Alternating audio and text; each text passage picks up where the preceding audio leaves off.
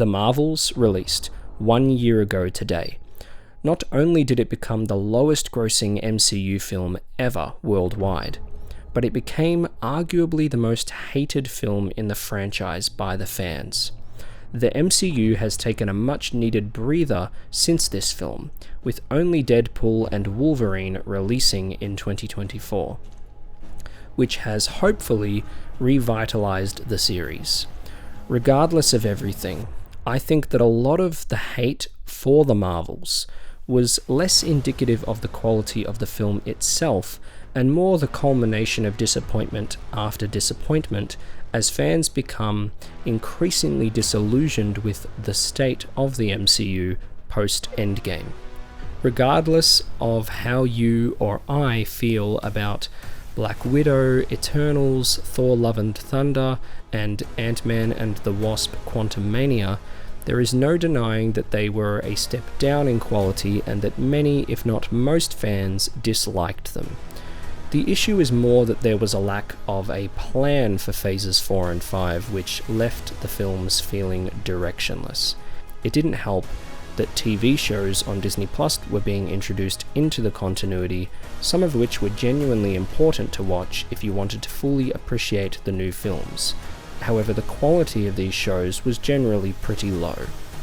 This has all been said before, but I want to reflect on the Marvels in particular, as I believe that whilst it is fair to criticize the film for its faults, I think it is unfairly panned and is actually better than the majority of Phase 4 and 5. This review will be spoiler-free. The Marvels, or the Marvels if you want to be really accurate, is the 33rd film in the Marvel Cinematic Universe, serving as a sequel to 2019's Captain Marvel and a continuation of the TV miniseries Ms. Marvel from 2022. The film was directed by Nia DaCosta, who co-wrote the screenplay with Megan McDonnell and Eliza Karasik. The film stars Brie Larson, Teyonah Parris, Iman Vellani, and Samuel L. Jackson. The film follows Carol Danvers, aka Captain Marvel, after she has reclaimed her identity from the tyrannical Kree and taken revenge on the Supreme Intelligence.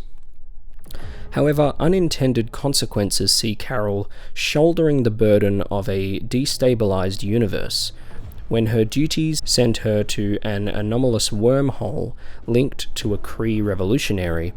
Her light-based powers become entangled with those of Jersey City superfan Kamala Khan, aka Ms. Marvel, and Carol's estranged niece, now Saber astronaut, Captain Monica Rambeau. Together, this unlikely trio must team up and learn to work in concert to save the universe. Like many, I thought that the first Captain Marvel was painfully average by MCU standards. It came out at the height of the MCU's powers, and whilst it was at a time when they had their formula down to a T, it did feel tired. I was very excited to see how they would handle the character, but I wasn't 100% sold on Brie Larson in the role, even though I loved her in films like Room and Short Term 12. The first film made over $1 billion, so regardless of the reception, they were going to do a sequel. However, the fact that the Marvels made just over $200 million kills any chance of a third, even when it was a smart choice to create a sequel based around 3 main characters after people didn't really receive Captain Marvel that well. Clearly, the reception to the first film caused a shift for this one. I like Brie Larson more in the sequel because I like how this trio operate together. At its core, this is where my big defense for this film lies. Regardless of the underwhelming writing and directing, it is just so damn fun when these 3 are on screen together. The idea of them switching places when they use their powers was a neat idea, and one fresh for the MCU. These 3 are also fresh protagonists for the MCU. They're unlike any other protagonists from the series. Monica Rambeau is badass, but my adoration is for Iman Vellani as Kamala Khan. She is the whole reason for this video, if I'm totally honest. I'm sure that is no surprise, as if anyone ever defends this film, it is usually because of her. She steals the movie. Ms. Marvel was a wonderful series despite some serious pacing issues in its later episodes. The story in that show is something unique for the MCU, and it is very thoughtfully conceived. Iman Vellani is so wholesome and funny. She is some of the best casting the MCU has had in a long time, and is one of the brightest spots in the MCU at this current time. I want to see a second season of Ms. Marvel, and even an entire film based on her. Kamala Khan is so wholesome, and the fact that Iman Vellani is an MCU superfan in real life, as Kamala is for superheroes, makes her performance feel totally authentic.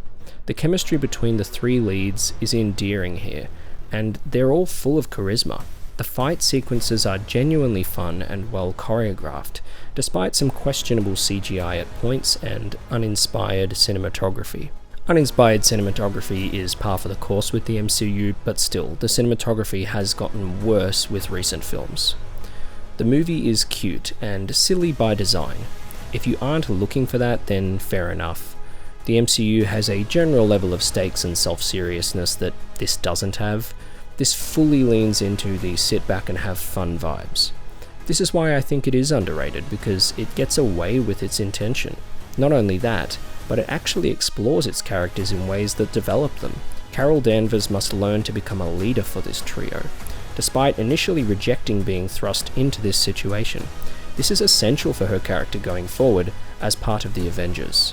Her difficult relationship with Rambo is also explored further this time around, which leads to a satisfying examination.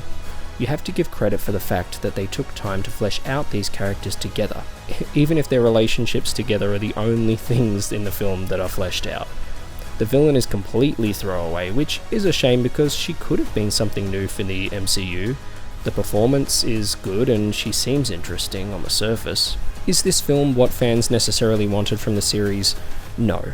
The post-credits scene was neat though.